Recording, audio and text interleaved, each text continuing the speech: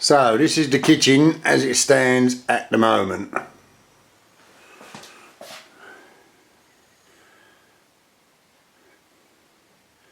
My wife will have the right hump that I didn't clean up before I filmed this, but there you go. Anyway, we've been thinking a long time about changing the kitchen, having a new one, this, that and the other thing, but we really can't alter the actual basic shape or design of the kitchen. And there is absolutely nothing wrong with the cupboards. It's a bit tired and it's a bit dated.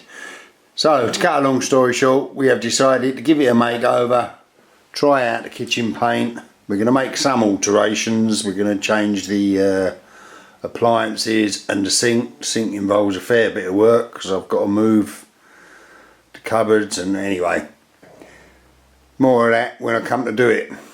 But for the time being, this drawer unit here, which is just a false drawer front, is going to be surplus to requirements. So I'm going to have that one out, prepare it and do some painting on it. Got some sample paints from Rust-Oleum, which is specific kitchen cupboard paint. So I'm going to give it a go on that one. So this is the state of play so far. I took this dishwasher, which is on the right of the sink now, from over there and put it over there. That 800 unit over there was over there, and the sink unit was a little bit further to the left because it just had a sink in it.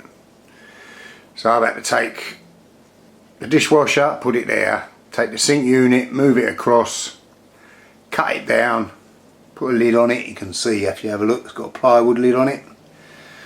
Altered the plumbing slightly. I had to alter the waste, which was a pain in the arse because it was much lower, so I had to put another hole through the wall. But that's the state of play so far. And there's the sink in the hole. I had to make up with some old bits of worktop, a little brace just around the sink. Obviously there's big holes in it at the sides, but there's a plan for that which will come up later. And so begins the long and laborious job of rubbing all the doors and drawer fronts down. I'm cleaning them all off first with the old elbow grease and then sanding them.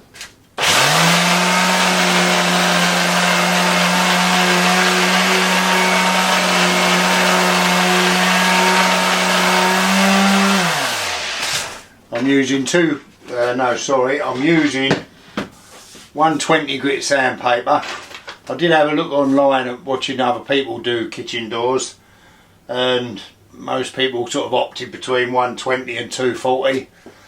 I've gone for the 120, and I would like to say that's because I think it will give it a better key, but the truth is I've got a roll of 120, I haven't got a roll of 240, so 120 it is. Right, well, I've got a load of doors to sand. So this is the paint we're using. It's supposedly specially for kitchen cupboards, made specially for kitchen cupboards. It's Rust-Oleum kitchen cupboard paint. So that's the paint. I'm just going to be using a little 4-inch sponge roller. There it is. And I pushed the boat out and bought Hamilton rollers. There was only a couple of quid dearer, but they're probably just the same as the cheap ones, but thought I'd go for the dear ones. They weren't that much dearer, hopefully they are better. Right, all the doors rubbed down, cleaned. I just wiped them off. I was going to do this in the shed, but my wife's gone away for a few days, and it's getting late and it's very cold, so thought I'd do them down in the kitchen as no one's around to get in the way. So this is a little tip I picked up on YouTube while I was researching the kitchen cupboard paint, which something I've never thought of doing before, is lining your roller tray with kitchen foil Now I have tried this before with cling film and that don't really work, it just gets stuck and comes off all over the place. But I thought I'd give this kitchen foil one a go, because that seems like a good idea if it works. If it don't, pull up and piss you about like cling film does. Thought I'd give it a go. Then you just take that out of the roller when the tray when you're finished and chuck it away. And the tray stays clean.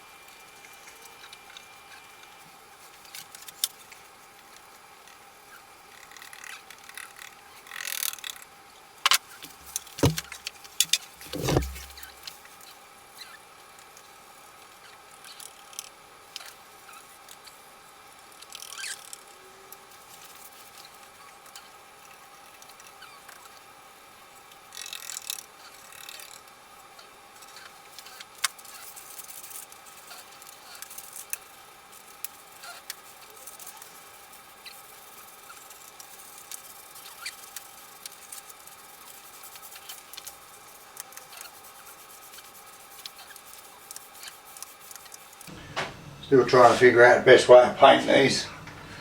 What I would normally do when I paint a door is do that and drag a brush over it, but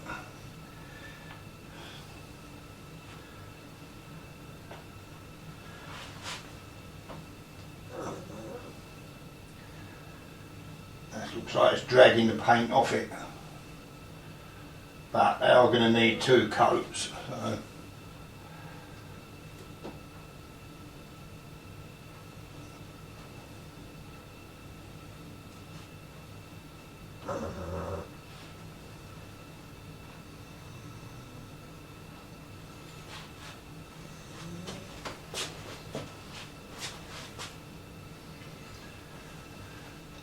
Right, well that's the first one sort of done. It's going to need another coat. I'll get on with a couple more. Done some of the doors and whilst I'm very happy with the colour, I'm not overly thrilled with the finish. I don't know how well the camera's going to pick that up, but there is a bit of an orange peely finish to it, which I'm not altogether thrilled with. Yeah, that one with the light shining on it probably shows it better. So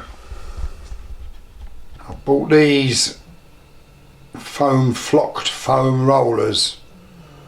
Got them on Amazon. They was recommended to me, so I'm going to give them a go and see if I can get a better finish, and then if I can I'll redo the doors I've done. Right, long story short with the painting of the kitchen doors. So I started out with these. These are just the ordinary white sponge rollers you get for a 4-inch one. I got these ones, the Hamilton Trade ones, because they're supposed to be the better ones. The result with them was pretty poor. There was no way I could get all the air bubbles out when you rolled it. It was very, very air bubbly. So scrapped them, and then I went on to these. These are the foam flocked rollers that I was recommended, and they are infinitely better. A far superior finish to the first ones, but it still wasn't the finish that I wanted.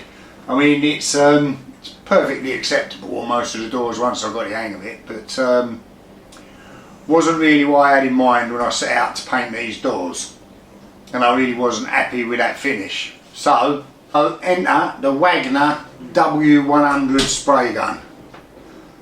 This, I've got to tell you, is a game changer. For this project it is unbelievably good.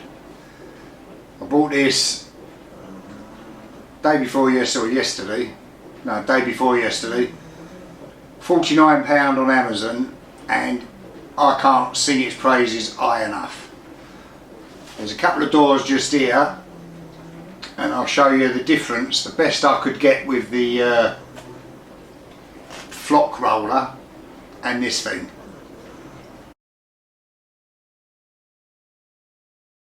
Absolutely night and day. I am absolutely thrilled to bits with this thing. It's great. For this job, like I say, it really has been a game changer. Now of course there's always a bit of a downside to most things. The only criticism I'd have with this is that the actual lead on it is pretty short, so fine when I'm doing this at the moment, which I'll show you in a minute, but if you was doing anything big I could see that might be a bit of a problem. You've got a cart and extension lead around with you while you're doing it, but that's the only criticism I've got of this. So with that Wagner, it takes literally a few seconds or a couple of minutes to paint one of these kitchen doors.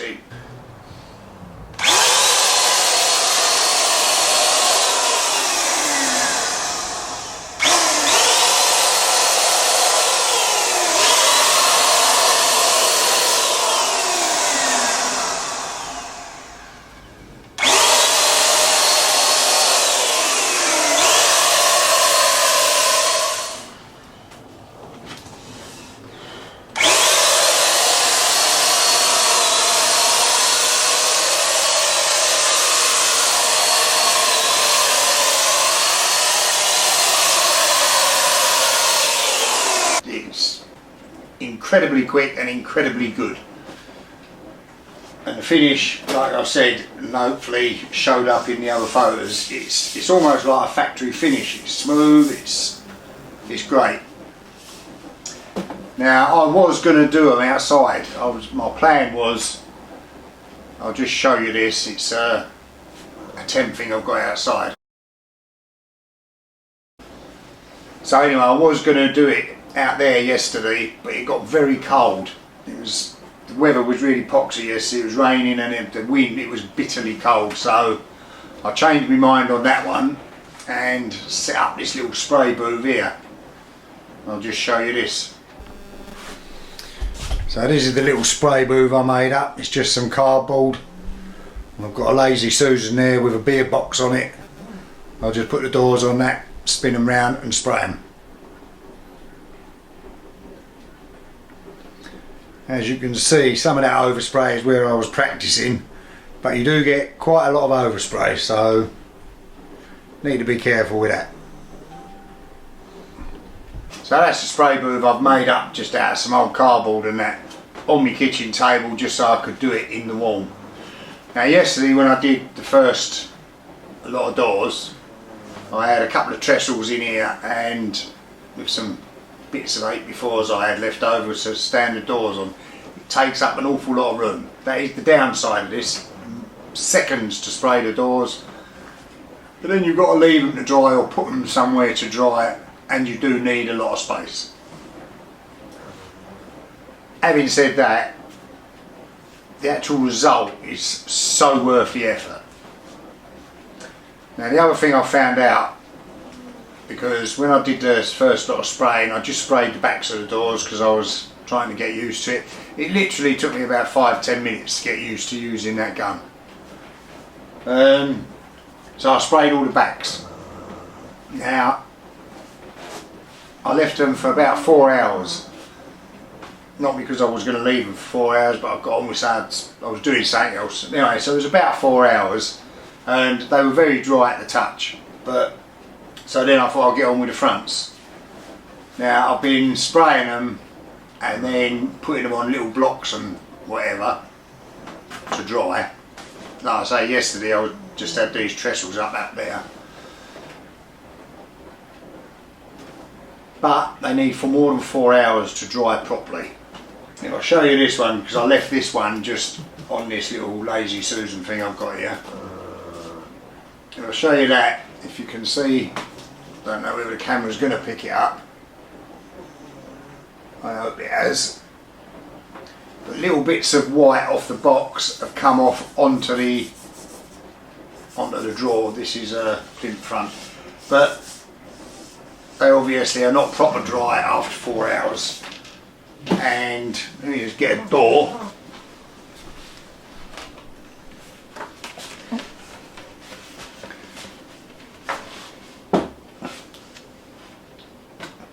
And here's a door, if I can get, you can see it. I don't know if you'll be able to see that on the thing, but wherever I had the little blocks, I mean, it's not the end of the world, and these are only the backs, but it was not properly dry. So definitely needs a bit longer than I was giving it before they're dry enough.